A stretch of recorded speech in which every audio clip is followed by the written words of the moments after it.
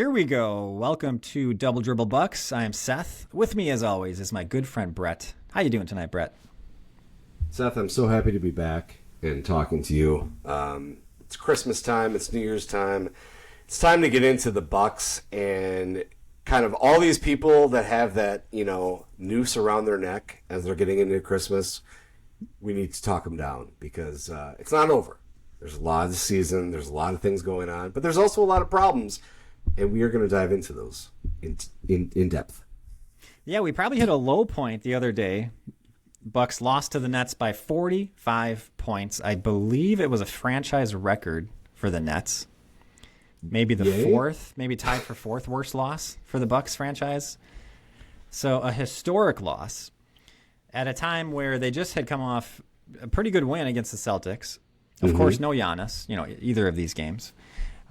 But the Nets are, one of the worst teams in the league. So you expect to, at the very least, be competitive, not lose by 45 points. So yeah, that's kind of where we're at. They're playing Toronto right now. I don't know what's happening, actually. I don't even have it on. What kind of a Bucks fan am I? Doing a Bucks podcast. The Bucks are playing, I think. Yeah, they're probably We still ended up playing. losing by 6. Oh, it's over. We lost by 6 today. Another loss, but competitive, apparently. I did see the first half, and, they're trying, right? Speaking of that, okay, we got a couple of quotes that I want to go off of after that loss. Yeah. KPJ saying, the preparation for this game wasn't how we prepare for every game, and it showed. You just got to be professional. Preparation is non-negotiable in this league.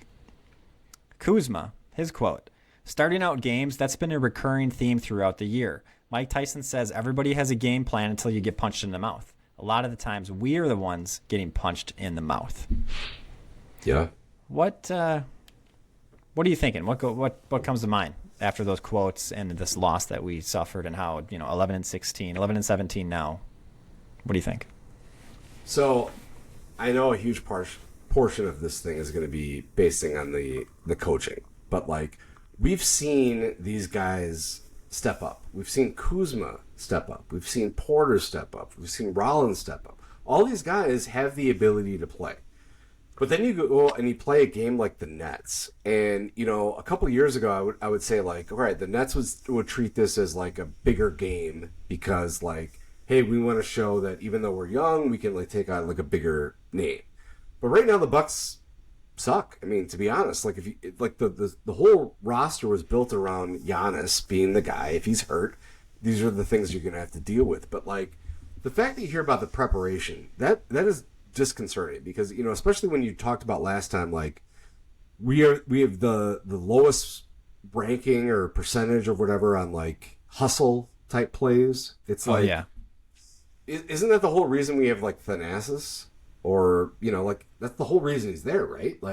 I'm not putting it all on him, but yeah, he's supposed to be the hype man. He's supposed to get him up to date. And, I don't know. It's, I don't want to be constantly ragging on the coaches because the coaches can really only do so much. But at the same time, it's what's going on when you go into a game against Brooklyn and you just get destroyed?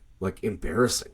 It is just straight up embarrassing. And tonight, I haven't checked the box score, but tonight we lost. We talked about that earlier by 6 points. When I checked it before we started, AJ Green had 0 points. Now he played 19 minutes, so I know his minutes were a little restricted, but 0 points. I'm really kind of at a loss right now. I don't know what's going on. I also think 5 shots.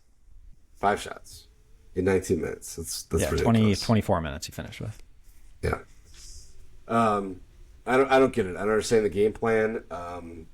It's stupid to watch. I mean, I don't know what we need to do to get Doc fired. And I think I'm just going to end it with this. Giannis had a press conference and he was trying to address the rumors. And I appreciate Giannis focusing on basketball. I've always appreciated that. He's we're here to play basketball. This is what we're doing. But at the same time, it's Giannis, can't you just say you're committed to Milwaukee? You're on the court and you say it, and we see it, and we know that you're here, but you have, come on, man. These rumors exist. don't sit there and say like, oh, your representatives are doing this, or you try to ignore the noise. Just end it. Be like, look, I'm in Milwaukee. I'm under contract. I love it here. End of story. Like, I don't know why you can't say that. Yeah, the one thing he did say is that he has not met with the Bucks. That at least clarifies he has not requested a trade. At least not personally. He's not personally going to the Bucks and saying, like, I want off this team, which is essentially what was reported. And I think I do want to get into that reporting again one more time, but let's do that a little bit later. Okay. But yeah, so the whole Giannis thing, maybe to your point, is that, you know, that's in people's heads. It's in the team. It's kind of weighing on everybody. And if there was clarity, if there was some closure to this thing that's been going on for, I don't know, 3-4 weeks now, kind of a little bit heavier, and it died down over the past week, but it's still there. And like you said, he's not just closing the book on it and just like focusing on this season and allowing everyone to focus on the season. And so that, especially looking back the past 2-3 weeks, that may have been something. Kevin Porter Jr. was obviously pretty annoyed about it. He was like, this is the last time I'm going to talk about this shit. You know, like they were all sick of all these questions coming their way. So that, I think that is something. You had kind of alluded to what I was going to ask. What is it going to take to fire Doc?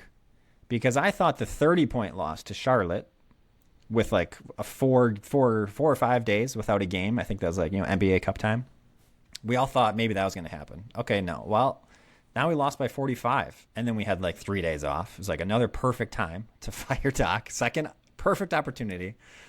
You know, beyond like everyone like us saying Doc should be fired, you know, for a while now. But now it's just like, okay, everyone is on board at this point, and he, you know, and you have every excuse available to you to say like, you know what, we just have to call it right now. You know, we'd love to finish the season with you, but it's just gotten too off the rails, and we need to let you go now. You know, it's kind of easy. It's pretty easy to say that after the 45-point loss, and you're getting quotes from your players saying the prep sucked. So what is it like? Is it possible, or is there no possible way he could be fired based on just simple performance? Would he have to actually do something kind of on a personal level to get fired, or what's the deal here? Well, you know, it's surprising that we're at year whatever we are, that we still don't really feel like we know the story of Adrian Griffin. Like, I feel like I haven't closed that chapter, because it's like, he had a great record. We understand that he lost the team, but like, where's the reports? Like, where's the end to that? Like, I don't understand that. So like, I feel like if we fire Doc, which he has every reason to get fired, there's nothing that he's doing that says we should stay. Like, you don't even have Giannis being like, Doc Rivers is an excellent coach, period. End of statement. If you fire Doc mid-season, unless the replacement is on that bench, it's the announcement that we're giving up on the season. That's the problem. And I think that's the biggest thing. I like that. If you're Horst, like, it's like, I can't say we're done. It's just not going to happen. Like, maybe if we're after the All-Star break. Are you saying that's a PR thing? Like, you think that's the message that would be sent? Or do you think John Horst would actually be giving up on the season? Do you want to... Well, it's definitely, the PR is probably at least a 60-40, maybe 70-30 on that. Okay. But I definitely think Horst is like, all right, like, we're done. Like, it's not going to happen. Because I think, like we talked about before, there's the power struggle. Horst won. And maybe he wants to pick his own coach, because we've heard the reports that he didn't want Doc. Not that he was anti-Doc, but he just had Kenny Atkinson was the guy that he wanted, and it was, you know, that's the way it went. So it was like, all right, unless you think like Darvin Ham or, you know, whoever is on that team, on that bench is the guy that you want, there's really no rhyme or reason to like do it mid-season. It's the same thing that we've talked about before. Like, why are you trading Giannis mid-season?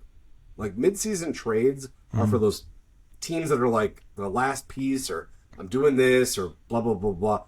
If we're going to see Giannis go, it's the offseason. It's guaranteed. And with like Doc, it's like, I think the moment you trade him, it's over. Like, this is just what it is.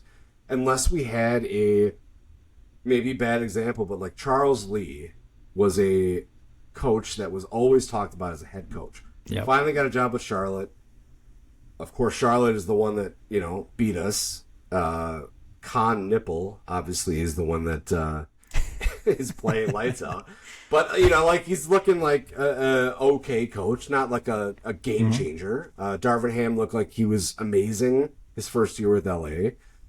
Unless we have that guy on the bench, I kind of almost why do it with Doc? What's the point at this point? Just ride out the season and see what happens.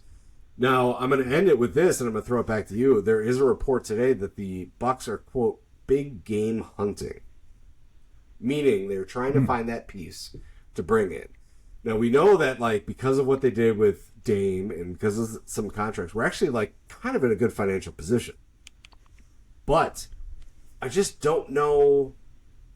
I don't know. I don't know if I believe that, and I don't know where we're at right now. And I really go back to, I want Giannis or even Thanasis to be Milwaukee is the team. I'm committed to this team. Even if you just say I'm committed to this team this year. Just say that. Yeah. Give us that peace of mind. That would be helpful. And the longer he doesn't say it, the more skeptical we are of, or maybe some of these rumors are, maybe there's some truth to this, the longer he's kind of letting it ruminate. So, yeah, that's true. But yeah, in terms of the Bucks, what are they going to do? Assuming, so I mean, I think it's clear that they're not looking to trade Giannis, and now finally there's reports stating that. Obviously, that means they're looking for someone, to get better. Are they big game hunting? What that to me that says looking for a big name, big contract type guy. I don't buy that. I guess I don't buy that report. And if you remember during free agency time, it's like all these big names are being thrown around. Not necessarily good players, but big names. A lot of old guys who kind of suck now, but it's like Chris Paul and it's Bradley Beal and, whoever else, right? It's all these big names. And then there's all this talk on Twitter about it. I don't think Horst was considering any of those guys. Then no. Who do we get? We get Cole Anthony and Gary Harris and whoever else. These smaller. We re-signed Ryan Rollins, thankfully. The most obvious thing to do. It's people are questioning if we're going to do it, and it's there's just so much talk out there. You can't. I don't think you can trust any of it. Who knows? And I think there's a bit of truth to all of it in the sense that Horst is obviously talking to everybody. Why wouldn't you? But that doesn't mean they're big game hunting or they're looking to trade Giannis or whatever. Just because he takes a phone call or he has one conversation about anything, it's just that's what all GMs do all the time. Isn't that their job? Yeah, you have to answer the call no matter what. You have to see what they're going to say. I mean, there's got to be a team that's hey, we'll trade you. This think of fantasy football. There's always somebody that's hey, I'll trade you this piece of shit for your starter, and they're come on, what are you talking? Yep. And then the other person will say, well, I'm trying to just gauge interest. I'm trying to see what's going on. But the reality is there's all these trades just make no sense. And it really bothers me. I just saw one today where it was the Timberwolves. Okay? First of all, the Timberwolves with Giannis, I just don't see that happening. But you really think Giannis is worth a 28, a 30, and a 32 first-round pick? That's it? Come on. That's bullshit. That doesn't make any sense. That is, yeah. That's why are we even talking about this? Yeah, why are we talking about this? Yeah. I mean, unless Giannis is constantly at a press conference saying this team is shit, there's no direction, I hate it. On the NFL side, Joe Burrow is starting to say stuff like that. I don't know if I trust this organization. It's okay, now there's a little smoke. Mm-hmm. But with Giannis, he's not saying any of that stuff.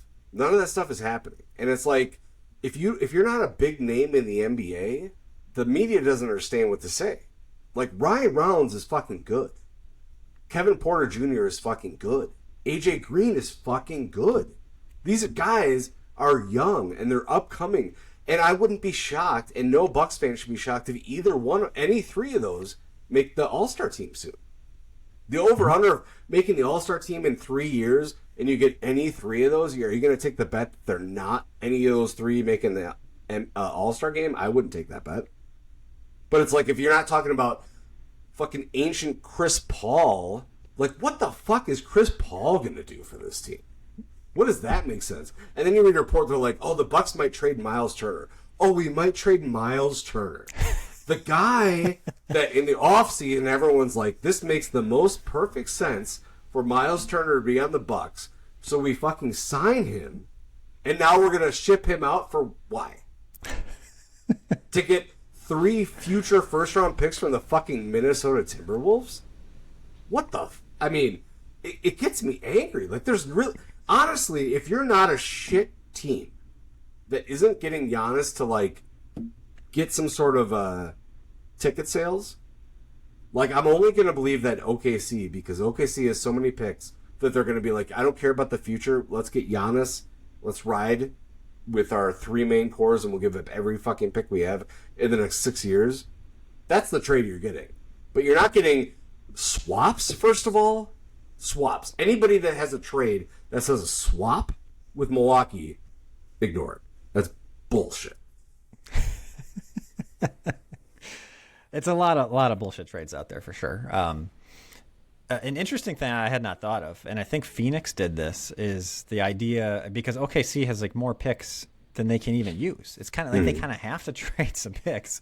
Is you could trade the 2031 first and get back a couple firsts. I think the thing I saw was getting back 3 firsts. I mean, that doesn't seem reasonable. But, OKC is so good, so they're going to be like the 25th to 30th picks probably. And then the assumption is Milwaukee's going to be bad in 2031, I guess. It's so far away, like who knows, but that's what everyone assumes. So that's why they might do that. It's like, hey, that might be a good pick while our next couple of years here are going to be terrible. And that's like, I could totally see the Bucks doing that. Let's get a couple firsts and a couple seconds or what, something like that. And that makes sense to me. How about this? Do you think that the Bucks would trade that 2031 or 2032, I think we could trade now, for a player? Like, do you think they're going to get rid of, like, now our future, the future picks that we have, which are way in the future, are we going to get rid of those to get, Zach LaVine or Trey Murphy, someone like that? Well, I don't want Zach LaVine, but I'll tell you right now, like, it's very similar to, like, Dynasty football. And I'm going to give you a quick little analogy here. There's a guy in our Dynasty football league, which Dynasty, for anyone that's listening, is like you draft your team, that's your team. Like, the moment you drop them or trade them, that's it. But, like, every year, that's your team. So, like, you're like the GM. So there's a guy that made all these trades. He's got 11 picks in this upcoming draft. So in order to make 11 picks, he has to drop 11 guys. Yeah. Or make trades. So OKC is like that guy. Mm-hmm. Like, if you're going to get these people on your team, like Topic, I think was the guy last year. Oh, yeah. Yeah, you're right. Where the OKC was like, we don't even need this guy. So let's use the pick, essentially redshirt him, and let's see what we got in the future. But you can't do that forever. You can't keep, like, drafting injured players and hope they, like, work out. Like, at this point, like, OKC is, like, kind of, like, pot committed. So OKC is going to trade these picks for now, right now. And if I'm a GM like John Horst, I have Giannis. I mean, I'm sorry, but, like, Giannis, at worst, is the 3rd best player in the league. At worst. And so, like, if I'm doing that, I'm pushing everything I have into the future. I mean, how many teams are so god-awful that you can, like, cherry-pick their picks because they're so bad? It doesn't happen. The Spurs are fucking good.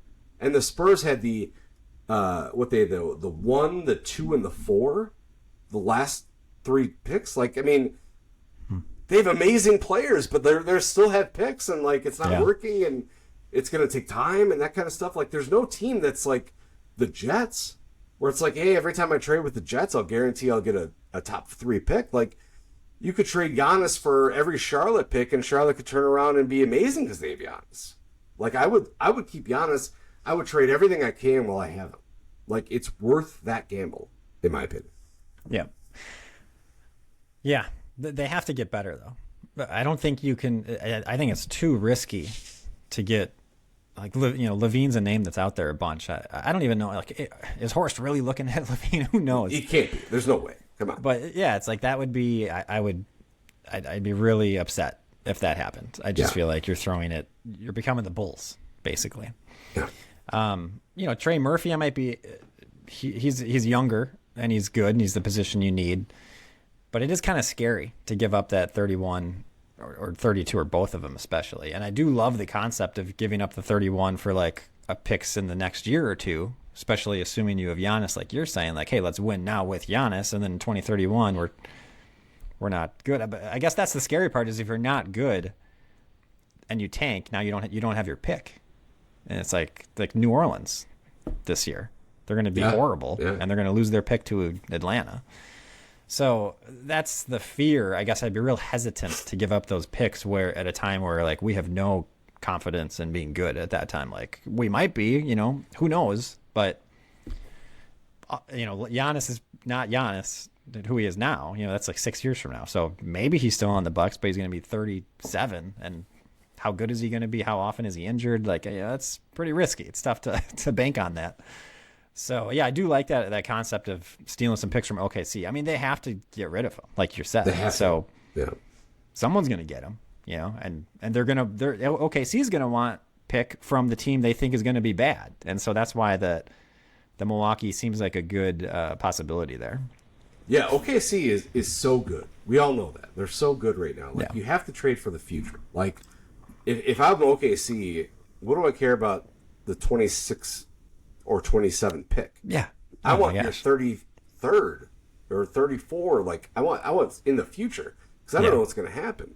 But, like, the way that the roster is talked about, like, even though surprisingly you mentioned that we had like the oldest team last year, or not the oldest, but one of the oldest, and we're not as young as we think we are, like we're really banking on these young guys to improve. So like the mindset isn't to get Zach LaVine or 80-year-old Chris Paul to, I mean, there's not an obvious hole on our team.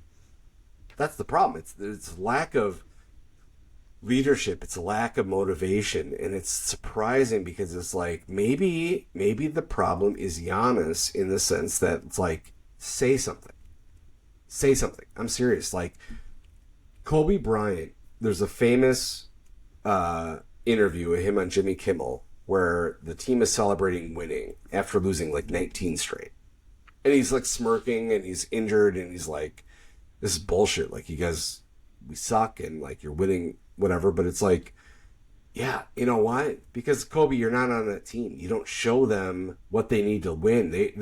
They're grasping onto fucking anything they can to celebrate a win, and that was on Kobe. Kobe should have, even though he's rehabbing, he should have been there to explain, like, 19 losses. Yeah, you got to celebrate that 20th win.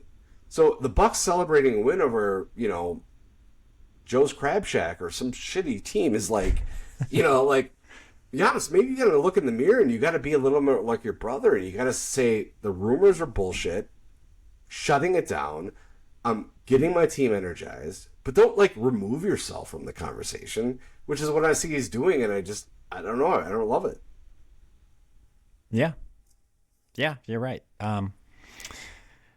I don't think he's going to. He's had ample opportunity. It's been going on for a month, and he just had the podcast with his brother, a press conference today, and doesn't seem like he's going to say it.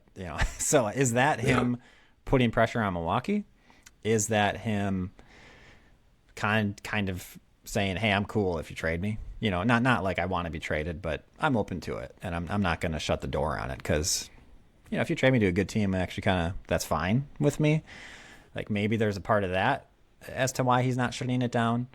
I don't know. He again and again talks about focusing on basketball, focusing on trying to win again, focusing on his teammates. So he's saying the right things, but he's not just coming out and saying, I didn't ask for a trade. I don't want to be traded. He's not saying that, but he is saying, I didn't meet with the Bucks, and he is saying I'm focused on winning with this team, with my teammates. So he's halfway there. I want to give him some credit. It could be, there's definitely a space where it would be more questionable, but still him not saying like I want to be traded. So at the same time, I don't think he's going to say it. So I think it is what it is, and the media kind of moved on. The thing I wanted to say about the media is there's a kind of in the political world. There's a writer, Freddie DeBoer, and he wrote an article a few years back. It was around the time of the Twitter files, and I think he coined this term, the maw, and he was referring to it as kind of like basically the consensus opinion of journalists, writers, like pundits, and kind of the expectation that like all decent people will agree with this like media narrative that's out there. And part of what he was talking about is this happened so quickly. It's kind of like in a matter of minutes almost, where this narrative forms and it's like, this is what normal people like believe about this, and if you don't think this, like you're weird, so kind of like anti-vaxxers, or you're a conspiracy theorist, or, you're kind of like, this is what everybody should be thinking about this topic, basically. And so that's what he coined it, the maw. And it seems like to me, this whole Giannis thing is the maw is saying Giannis wants out of Milwaukee. It actually got to a point where Brian Windhorst on that podcast said he requested a trade. Like those words were said. But again, we talked about it last time. It wasn't a report. He was just kind of talking. People took that and ran with it, and it was like Giannis wants out. He requested a trade. Like all of a sudden, it's become like Giannis requests a trade. He doesn't want to be in Milwaukee. This stuff is completely fabricated, and no one's questioning it. Zach Lowe, who I used to love and respect, is like now one of the worst members of the maw here, like just spewing out Giannis trades as much as he can, like some of them ridiculous ones. Like, what's going on here? Why aren't people rejecting it? And like I said last time, it's so now like I'm referring to the maw, and like if like people are supposed to just agree to it. If you don't agree to it, like you're kind of weird. And that's like Bucks fans, like everyone just accepted this narrative, and it was seemingly fabricated, for whatever reason, that's what it was. It just kind of snowballed very quickly, and immediately there's a million trade. Everyone's talking about Giannis being traded, and it went on for like a week or two, and we complained about it, and we were like, what the fuck is going on here? And then it just kind of died. In the past week, all of a sudden it flipped, and now it's Milwaukee's looking for big game hunting. Who are they going to trade to help Giannis? It's like, what changed? Giannis didn't say, to your point, Giannis didn't say anything. Giannis only right now came out and said something where you might say, oh, well, he's committed to his teams, whatever. A week ago, he didn't say anything. Nothing happened. All of a sudden, the narrative changed. And I was like, what's the deal? Why'd that happen? So I thought it was interesting. I had that thought that it's just like politics with these things and like the different narratives that come about. And it's just like, well, of course, you have to believe this. It was the same thing where like, well, yeah, Giannis doesn't want to be in Milwaukee. It's like, does he? Does he not want to be in Milwaukee? Like, what the hell? Yeah, it's the, obviously we're deep diving into the media here, but the reality is it's all about like, well, what's the hot topic that I can talk about to make sure people are listening to me? And Zach Lowe, it's like he did cut through the bullshit for a while, and then it's like, well, the only reason people are going to listen to me is if I'm talking about it. So it's like, okay. But there's no like realization. There's no like, you can't piece the pieces together. It doesn't make any sense. Like, like we've talked about before, it's like, well, Giannis wants to go to Milwaukee. Where is the point where anybody said, why does Giannis want to go to New York? Sorry, I think I said Milwaukee, but why does Giannis want to go to New York? Give me any other part of that. I was helping my 8-year-old daughter with math today, where we're solving like, all right, we know these two factors, and we're solving for X. All right, so Giannis plus blank equals New York. What is that? What fucking thing are we missing? Because I don't seem to get it. You got Mike Brown, who can't keep his fucking job more than 2 years. He's getting paid by probably every team in the league. Like, holy shit. Like, everybody wants to hire him, and then they fucking hate him. He's a poor man's Doc Rivers.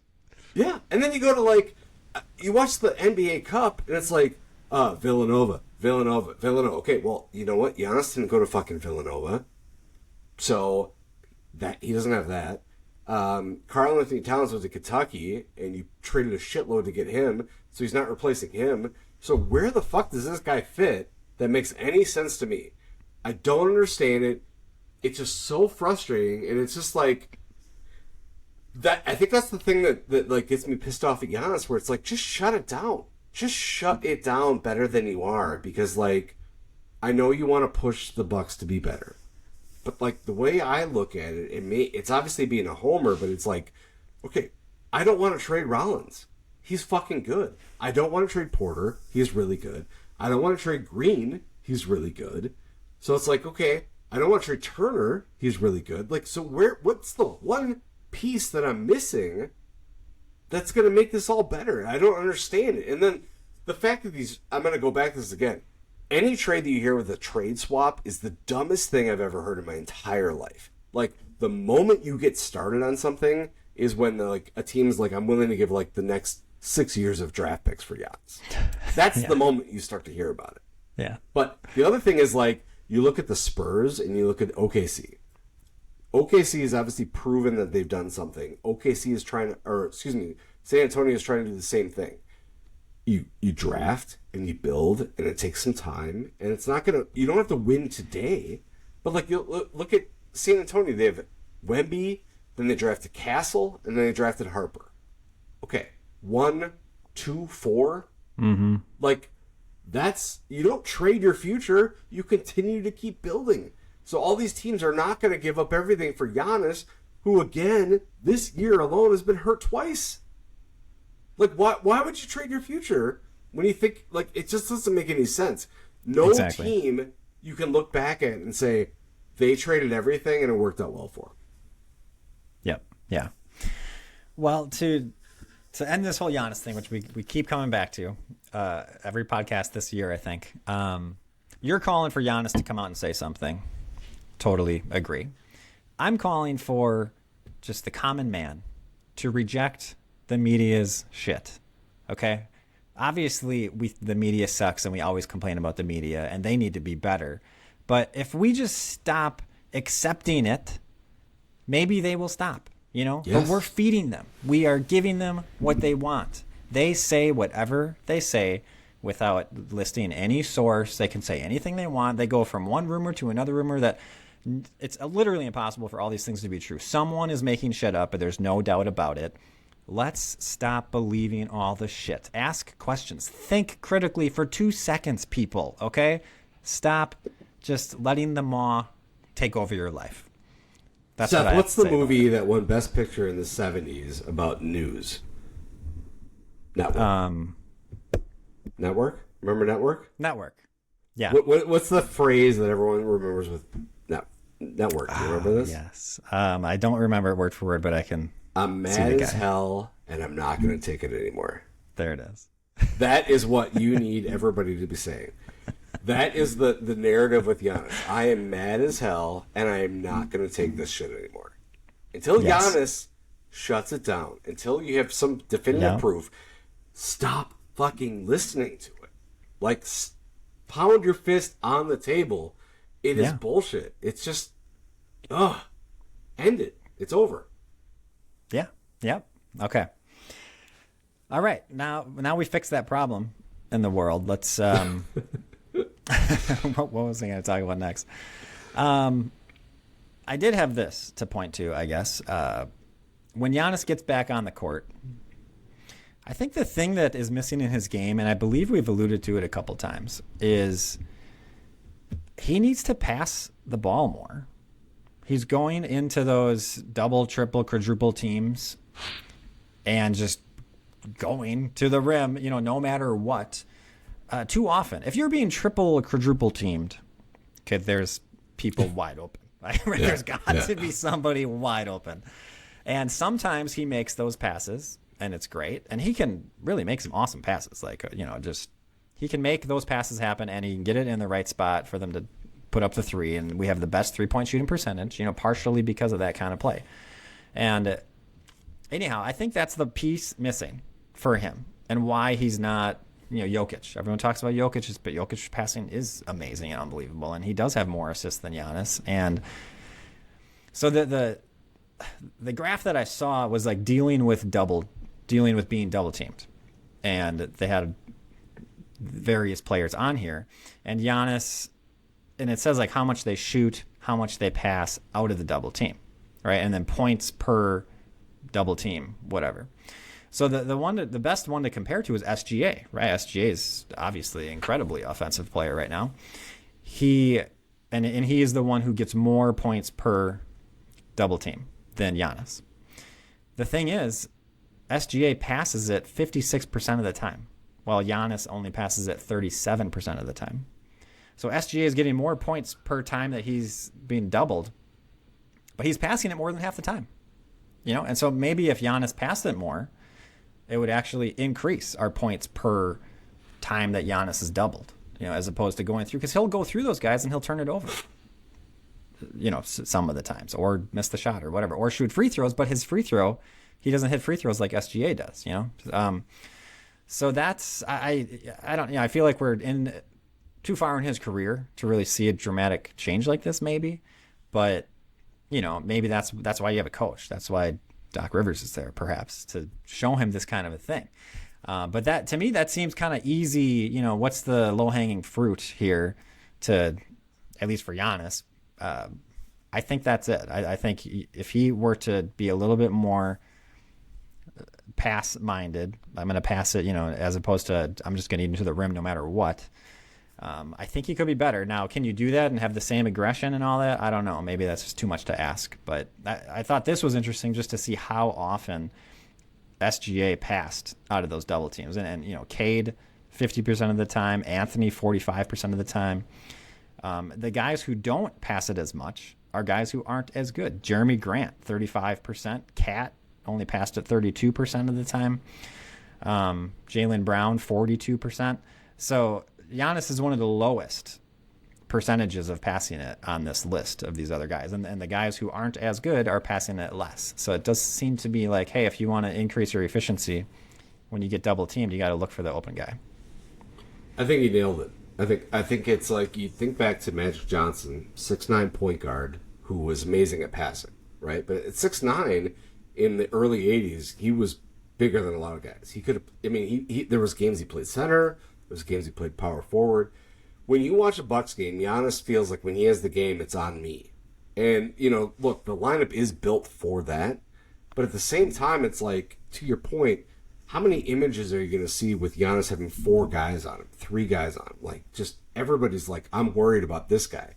Well, if you have the best three-point shooting team, those guys are guys you have to rely on. And this is going to sound incredibly stupid, but I'm going to say this. So SGA, because you brought him up, how many commercials are you seeing with SGA by himself? Not as many as him with Jalen Williams and Chet Holmgren. Yeah. Giannis is 100% by himself. Maybe Giannis has to, you have to have that coach to be like, look, man, you are the best, but these guys are here for you. Like, Giannis can be a great passer, and I bet you if we looked up the times that he's had double-digit assists, I would be willing to wager 90% of the time we're winning. Yes. Oh, yeah. But the problem is, he puts so much on his shoulders, which is true. The game is on his shoulders, but Magic Johnson, that game, every time he played, it was like he was the guy that they had to rely on. Yes, I know you had Kareem, but Kareem was like a LeBron in the sense that he was so good, but he was also a stat stuffer. It wasn't intimidating to have Kareem on the floor. He was just amazing when he was playing. Early Kareem was dominant because he was so much different. 80s Kareem was different. He was efficient, right? LeBron is efficient in his career. What you need is all right, Giannis, if you're going to be there, open up your game, rely on these guys. These guys, the reason we brought in these AJ Greens and these Gary Trents is because they're going to drain that shot. And yes, I understand if you're going to pass it to him 6 times in a game and AJ Green doesn't make any of them, yeah, well, AJ Green, you lost your fucking shot. You're gone. That's it. I give you 6 shots to do it, But if you're shooting at least 50% of that, that's the role you need to be. I don't know. I'm just a little frustrated by it. It seems like he's almost getting like more and more isolated instead of like more and more team. Yeah, that is a little bit not what we want to be seeing and hearing, especially amidst all the trade talk and everything else. Yeah, hopefully there's not. I think there's a good chance it's just frustration. We're not winning, and he's just taking it all on his shoulders. Like, what can I do? I got to make us win, and he's like that. Like, I have to do this. He talked about the other day. I saw, and I think in that Thanasis podcast, I guess he talked to Kobe Bryant. And Kobe was saying, your biggest weakness is usually your biggest strength. And Giannis was like, well, what's your weakness? He's like, I'm an asshole. What's your strength? I'm an asshole.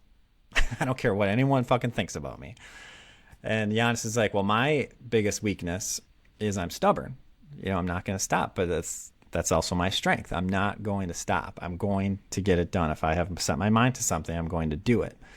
And I thought that was pretty cool, and like some truth to it, at least with what he's saying. Like, that makes sense. Stubbornness definitely can be a weakness, but definitely can be a strength. And in this case, maybe it's a little bit of a weakness where it's like you're just running into that wall, again and again, and you need to dish it out to AJ Green, to Gary Trent Jr. So yeah, I think that might be it. I think we just figured it out. Yeah, I think you're right. I mean, Kobe, rest in peace. But like, I think I have more respect from Kobe since he died, which I know that sounds terrible, but like, you look back at his game and like, he was able to win without Shaq. He was an asshole, but he had that mindset that like Jordan had, where it's like, if you guys are going to do it, I'll do it myself. Mm-hmm. And I appreciate Giannis having that same thing, but it's like, it's a modern game, and you're not Jordan and Kobe in the sense that you don't have that outside shot that they do. You have an impossible to stop penetration game. Jokic does not have the game that Giannis has. Jokic is all about touch, right? Yep. It's all like these 6-7 footer type things. He's got the touch, which is what Kareem had. Giannis is like, I don't know anybody in the world. Let's call Cam Scadaboo, the guy that like loves to like run into brick walls for fun. Giannis coming at you, Scadaboo would run away. Like, why would you stand in the way of a 7-foot guy running like 40 miles an hour at you that is going to like hit that shot 90% of the time? Like, get out of the way or deal with the pain. But like, it's like, I don't know. Like, you have to find that balance, and I think it's like, I don't know what we're missing. I'm going to go back to the coaching, but like, Giannis has to have that wake up call where it's like, you can't do everything, especially as you get older. You have to rely on some people. Mm-hmm. Yeah. Yep. Well, sticking with Giannis kind of here, I did want to touch on this, talking about our defense, and Giannis's plus minus is like ridiculous, but it's almost all offense. Our offense is like 16.5 points better with him, like net rating, offensive rating, on versus off the court. But the defense is only 3.3 points better with Giannis. So it's a little bit better, but it's not significant like the offense. And so essentially saying that the defense is pretty similar with or without him, and our defense sucks this year. In the past 2 weeks, we have the 28th ranked defense, and we're 24th on the year. So not good. But I wanted to look at some things that are worse this year than last year, and kind of see if we have any thoughts like why. So like defensive effective field goal percentage. Last year we were 8th, top 10. This year, 21st. Defensive rebounding. A lot of talk about rebounding. We were actually 6th in defensive rebounding last year. We're 22nd. If you look at just the half court defensive rebounding, we're 29th. Second worst in the league. And last year we were 5th. Defensive free throw rate. So, fouling guys. Last year, defensive free throw rate, we were 4th. This year we're 26th. And then in terms of letting guys get into the lane and get shots at the rim, last year we were top 5, which I'm surprised at, but we were 5th. This year we're 16th. And, we lost Damian Lillard. We thought we were going to be better with some of these things. Like, why are we struggling so much on defense? And we got Miles Turner. We thought that was going to help. He doesn't look bad to me. He certainly doesn't look worse than Brook Lopez. So, like, where is it? Why are we worse on defense? Well, I mean, it's obviously coaching. I mean, the fact that you have Turner and I never see him in the paint. I mean, that's the eye test. Like, Turner is not in the paint. He's not giving up to his strength. We talked about this before. Like, you're shocked to see Porter or Rollins getting a steal and like putting some pressure on a guy bringing up court. And it's like that shouldn't be surprising. Like, that's what you need to do. But it's just like this lackadaisical attitude, and it's like that has to come from coaching. There's no emphasis on like score and be aggressive and like that's the thing. Like, Wisconsin sports fans in general are going to complain about that because like the Packers, Matt LaFleur, is trying to like win the game, but not like step on your throat and be like, fuck you, I'm awesome. And the Packers and the Bucks don't have that attitude at all. I mean, how many games are you seeing us blowing out anybody when we're fully healthy or any of that stuff? No, it's like let's slow it down. Come on, like just fucking crush these guys. Like even last year, we had I think it was last year, games against the Celtics where we were up 30 at halftime, and the Celtics were like, fuck it, we're benching everybody. Like this year, it's like, I don't know, we just don't care. It's like, as long as I win by 1 or 2, like that's all that matters. It's like, no, that's not what matters, because you're letting these teams stay in this. You're not putting them to bed. You like people know like all we have to do is keep pushing the Bucks, and they're just going to give up. And it's like, I don't know any other reason but coaching at this point, because I feel like we have like those emphasis guys that are like getting the bench going, but I don't know. It's just lost in these games. Yeah, I don't have the numbers for the zone defense, but it seems like we're seeing a lot of zone defense. Like every game, it's like a few minutes of that zone defense. In the NBA, it seems like zone defense is something you kind of throw out here and there to kind of throw someone off guard, throw the other team off guard. Yeah, wasn't there like an NBA player recently that was like making fun of us playing zone? Yes. Yeah. Totally. And it was like, I think it was Isaiah Stewart from Detroit. I think you're right. I think you're right. Beef stew. And it was the second, and then someone else, maybe Ivy, talked about how in the first game, because we played him twice in like a week or something, and we beat him the first time, and they were saying how the zone kind of messed him up the first game, but then they practiced probably, and came back and had a plan, and they crushed it, and then Isaiah Stewart was like, come on, they're like playing zone. I hear this is a man's game. This is the NBA. Yeah, you're right. Yeah. So yeah, it does seem, whether how much truth there is to it, I don't know. I did not look into the stats of it, but the eye test is kind of like, it's kind of a lot of zone. And then when you put Ajax in and you play zone, I guess I'm not totally opposed to it, but Ajax is like one of the better man-to-man defenders. You put him in, and then you put him in for like 3 minutes, and that's all he gets, and he's playing zone the whole time, and it's just like, this is odd. Like, what is the game plan? What's the strategy here? And if we're losing games, maybe this zone defense isn't something to rely on. And if our defense sucks, it's like, or you have to do it a whole bunch. I don't know. But I guess I'm kind of questioning the whole zone thing. And it's like, it's gimmicky, I guess. Like, is it good or not? And I guess it doesn't seem like it's that good. Like every once in a while it is. I like it here and there, but he's relying on it too much, I think. Yeah, it's kind of like when you watch an NBA team do full court press. It's not normal. Oh, yeah. Like you see that in college, but like when an NBA team does it, you're like, what are you doing? And that's the Bucks when you do zone, you're like, I don't really understand what you're doing here. Like it doesn't make a ton of sense to me. But like, I don't know. It's like, I don't know what Doc's game plan could be, because I mean Doc wants to be a Hall of Fame coach. Like I don't think he wants to mail it in. He hasn't done enough to be like, I'm the best ever. Like it's not like we have Phil Jackson on the bench being like, fuck you. Like whatever I do is fine.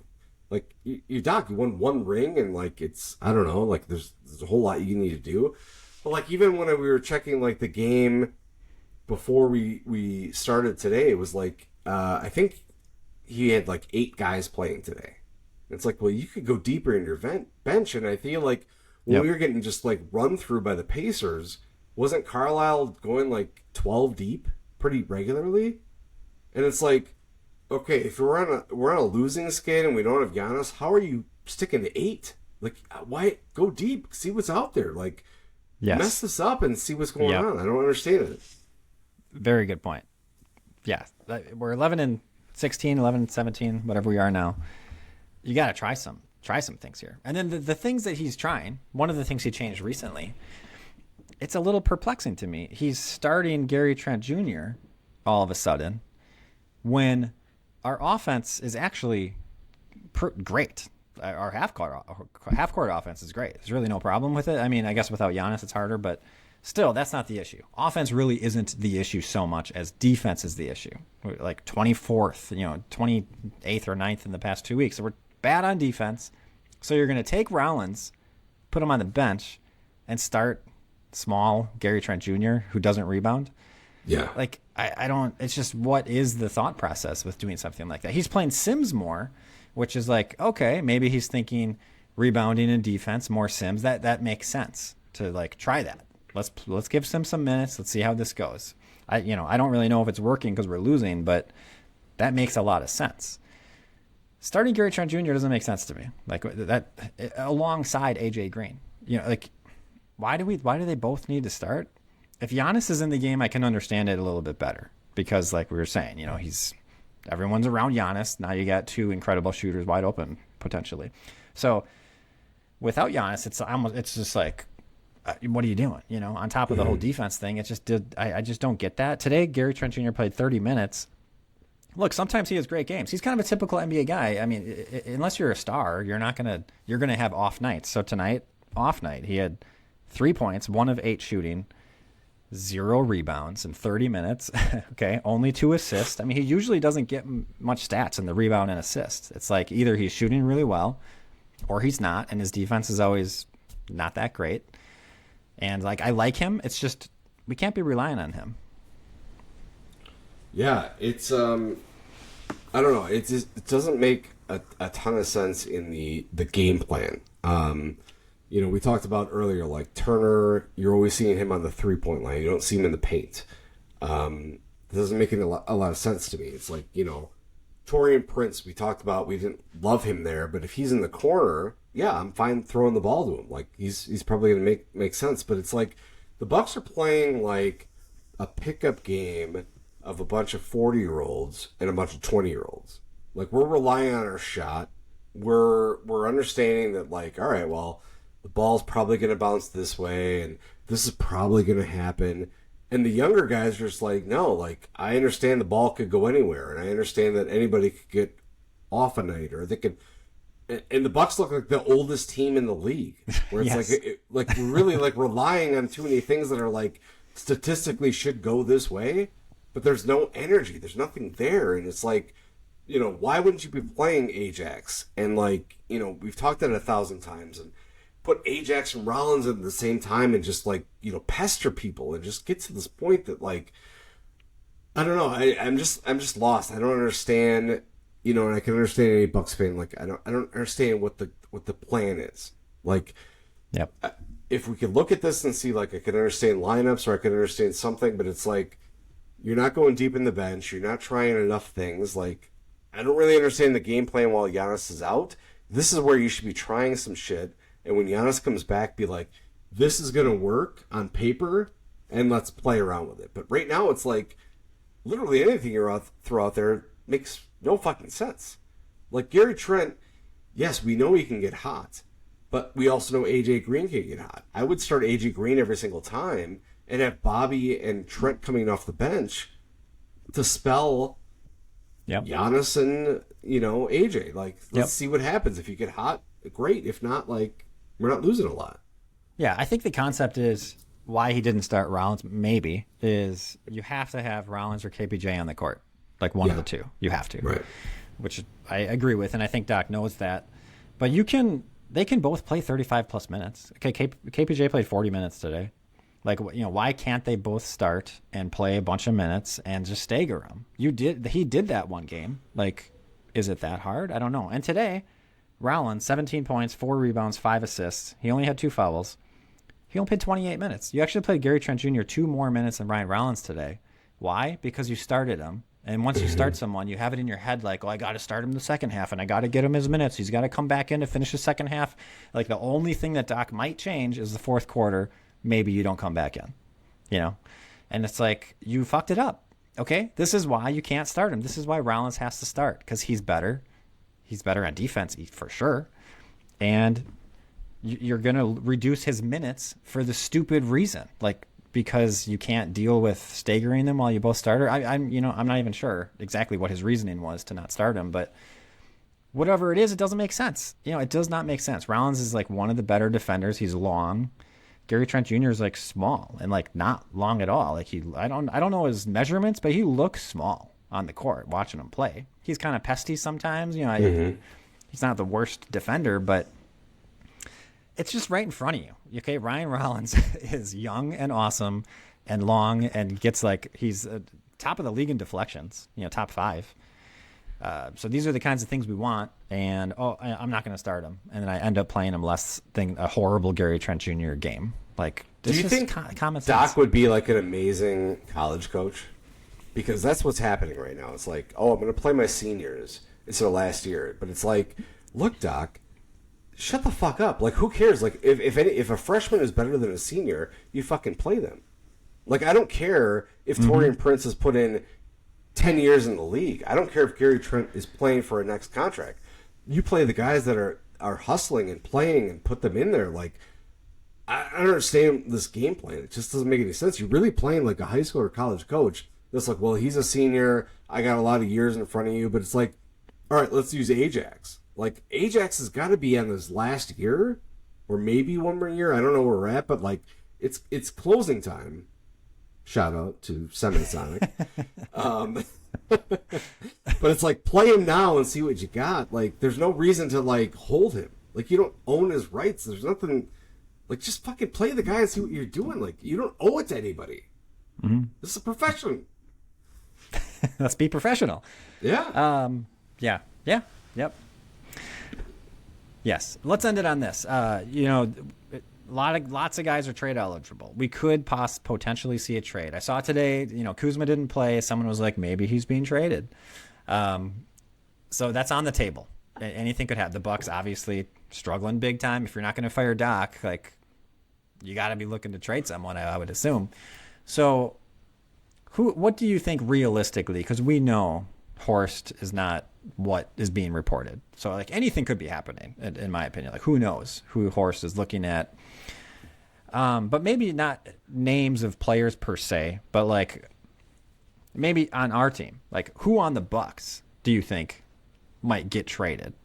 And then what hole, like, do you think we're filling kind of a role player type guy, or do you think it is kind of a big trade? What's more likely? I think it's unlikely to see a big trade. Big trade meaning, like, with his current roster, I don't see Giannis, Miles Turner, Bobby Portis, probably the big 3 names, right? I don't see them being traded. Okay. Because the other thing is, like, we've talked about this before. You have Giannis, Bobby, Turner, and Sims are your only bigs, right? Kuzma is a big, but like Kuzma, I don't know, like, he's got his ups and downs. Like, we like him when he's playing really well, but like, I don't think anyone would shed a tear if he's gone. The problem is, like, the current NBA structure right now is everybody, like I said before, is looking at OKC and San Antonio, and like, there's not these quick fixes. Like, I think you look back to the Paul George trade with OKC and LA, and that was like one of the worst trades in the history of the NBA. Like, Paul George is a name, and so you traded him and you traded future MVP SGA plus multiple picks. Yeah. Like, I mean, I don't know. That's the thing you got to look at. Like, you look at, all right, like, constant trade talks. All right, Miami. Why would Miami give up Tyler Hero or Bam? Those are their 2 guys. Yeah. They're not going to give them up. Atlanta, unless they're not going to trade Ratface Boy, like, they're going to keep him. Like that's not going to play. And you got Richache, the Jalen guy Johnson's that they the had. guy. He's the best player in Johnson. Atlanta. Yeah. But like teams aren't giving up these young guys. It's just not going to happen. There's enough of these. Like, OKC and San Antonio are young enough. Like I just don't see these trades happening anymore. I think it's going to see like that's gonna decrease more than we think it's going to increase. Yeah, about like the bigs on our team. You know, lots of talk about trading Bobby for a couple of years now. If you trade him, and then what we need is a 3. Like that is the hole in the roster, is a good wing at the 3. But if you let's say you trade Bobby for that, okay, now you're down a big. So now it's pretty much Sims behind Turner. Like that, you know, I guess that's it. You know, and then you kind of lose that Bobby at the 5 with Giannis lineups, which can be really effective. And it's like, do we want to, you know, if we make that trade, are we now is our hole at the 5, and now we're like too slow at the 5, and we can't spread it out as much because Sims can't do that, so we just have Turner doing that, and so that's kind of tough. What we have a ton of are like the younger, the smaller guys. It's just that a lot of them aren't good, and then the 2 that are good are young and like cheap, and like guys that you kind of want to hold on to. Yeah. So it's pretty difficult to trade a KPJ or a Rollins, especially if you're going to get that 3. If you're going to trade him for a 3, now you only have one ball hand. Like we were saying, you have to have Rollins or KPJ on the court, or you're really struggling. Like we've seen it this year. And so, are you really going to give up one of those guys? I mean, you could get a good return. Like I'd say those are pretty valuable pieces because they're cheap and young and good. Like you said, they might be an all-star in a couple of years. It's very possible. So I could see being tempted to trade those guys and see what you could get back, but we need that. Like we need both of those guys, and you're not going to be able to trade Gary Harris or Cole Anthony or Torian Prince or Amir Coffey or Ajax. Like you're not going to get much from even Gary Trent Jr. I don't think you're going to get that much from him. It's like AJ Green and Rollins and KPJ. Those are the guys. And it's like, are we going to give up one of those guys? And if not, if you don't give up one of those guys, you kind of have to give up the 2031 or 2032 first round pick. So it's kind of like, I think the Bucks are in a tough spot where they have to get rid of something valuable. And I don't know what it's going to be. I guess I would lean towards them going for it and giving up a 2031 or 2032, probably just one of those. And then hopefully packaging it with a Kuzma, probably ideally, or Portis. That's my guess. Yeah. I mean, Kuzma or Portis are the really only logical pieces. Mm-hmm. Like everybody else is. They have salary too. It's easy. It's hard. Yeah, exactly. But I think the thing is like, I don't think you look at a team and you're like they're one piece away. Like that's just not the modern NBA. It just doesn't work that way anymore. And people don't want to give up these picks, and as we talked about before. And you know, you look at salary things. Like look at the Kings. Like they're trying to get rid of all the guys they brought in. They brought in Levine. They want to get rid of him. They brought in DeRozan. They want to get rid of him. They have I can't even say the name. Lachlan. Who's their power forward? On the Kings? I don't know. Yeah, he's the young guy. The guy from Iowa, Keegan Murray? Yeah. No, the foreign guy. I don't know. But he's been constant trade rumors all the time. Sabonis. He's Sabonis. Sorry, Sabonis. Okay, yeah. I was thinking of Utah, sorry. Sabonis is on the Markkanen. Kings, and Markkanen is on Utah. Those are guys that are talked about a lot, but it's like those are young guys that are going to expect big contracts. Like we're not giving away anything to get them. We don't have like those guys. Those teams want future picks because they're still young and they just don't want to pay the salary. So it's like there's no winning combination out there. It just doesn't work that same way. Like I mean, Bucks fans are like, do you really want to get excited about trading Bobby Portis for Kristaps Porzingis? Because, like, that's the type of trade that you would see where you'd be like, I mean, I don't know. What am I supposed to think about this? You know? Yeah. Or, like, you know, Bobby Portis for Franz Wagner. It's like, okay, probably better, but Wagner's been hurt a lot, and is he the best Wagner? Like, like, none of these trades are going to make you happy. So, like, you just deal with what you're dealing with. And what you need to do is you need to like have the, go into the NFL analogy. You look at the Packers. Matt LaFleur has been an excellent coach as far as a win-loss record. Excellent. Top 6 of all time in the time period he's been there. But the new owner, quote, CEO goes, prove it. Like, I'm not going to renew you automatically. Like, prove that you, like, have some fire in your belly and you want to, like, do something. That's what we need is, like, Doc, you're old as shit. Like, you were retired. Like, show that you want to go out on a high note and show me that you have something to give for us to work on, because otherwise Horse would be stupid to trade anybody. We have nobody that's like an old piece. Like, you get rid of Chris Middleton, but even you look at Chris Middleton and it's like he's providing a value for the Wizards in the sense that they have some like veteran guys with these young guys, like, this is how you play, and this is a benefit they're doing for the long term. I'll pay Chris Middleton $60 million for the next 2 years because he's going to teach these young guys how to play ball, and I think that's what we're going to get. I don't think there's anybody out there that the Bucks are going to get that's going to be this life-changing thing. We've talked about Anthony Davis as a rumor. Anthony Davis, are you fucking kidding me? Like, oh my gosh. Come on. There's no way. No way. I'm not giving up anything for Anthony Davis. I'm sorry. No, it doesn't make it. He's hurt all the time. Yeah. Yeah. Okay. All right, we'll end it on this. I have a little fun stat here. The foursome of Turner, Giannis, Green, and Rollins is plus 9.7 on the season. But the most that foursome has played is with Gary Trent Jr. And that lineup is minus 9.5.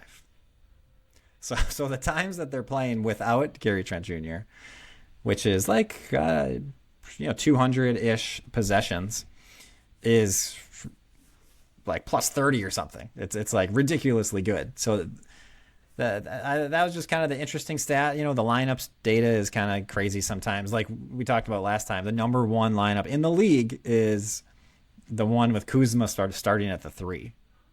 Just like, wow, how does that happen? So I think that's still, Giannis is in that lineup. So, I mean, it's still the number one because I don't think it's played since we talked about it. So you can't, it's who knows? It's just some random lineup stuff. But that's interesting. I mean, Gary Trent Jr. numbers are pretty bad this year with all the lineup numbers. So, but that does seem like a good foursome, right? Turner, Giannis, Green, Rollins. I think, right? Those are 4 guys that we think should be starters. So if you just replace Trent Jr. with KPJ, and if we can play that lineup for more than a game, like, the Bucks could be pretty good. Healthy Bucks on paper still does seem like they'd be pretty good.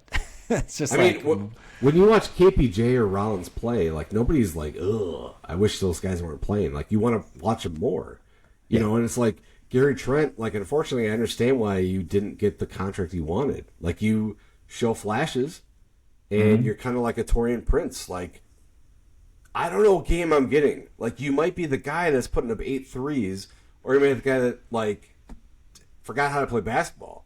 Like, do we have Grayson Trent Jr. the third? Like, whatever one we got.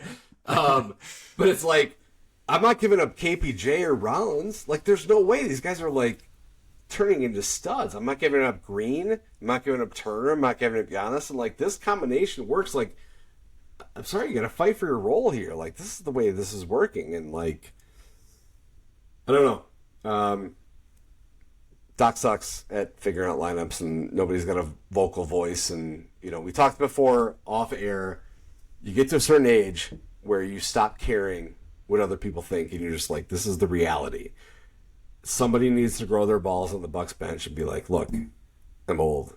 Like, fuck off, Doc. This is, like, makes sense. And nobody's doing it, and somebody needs to do it. Like, as much as I hated Austin Rivers talking about the way that he talked about his dad, Austin Rivers would be a good coach to be like, you're dumb. You're stupid. Like, I feel like Austin Rivers might be the guy that I want to be as my next assistant coach. Yeah, let's say I'll try anything at this point, especially on the coaching side. So, yeah, do it, Doc. It's your son. Why not? Get him over here. Don't you love your son? Don't you love your son, Doc? Come on. All right, well, have a great Christmas and New Year's. I think, we're probably Probably coming back after the new year, I would guess. No Bucks on Christmas, second year in a row. Got to build that reputation back up. But yeah, we'll see. We'll see if it's the same team. Maybe there's some trades, some crazy things that happen in the next couple weeks. Just remember, there's a long season, everybody. Still got a lot of time. A lot of time. Yeah, not even halfway through. So, subscribe and rate us on Apple, Spotify, or wherever you listen to your podcasts. Email us at doubledribblebucks@gmail.com. Text me or Brett if you have our number. Follow us on Twitter at PodDDB. Until next time, go Bucks.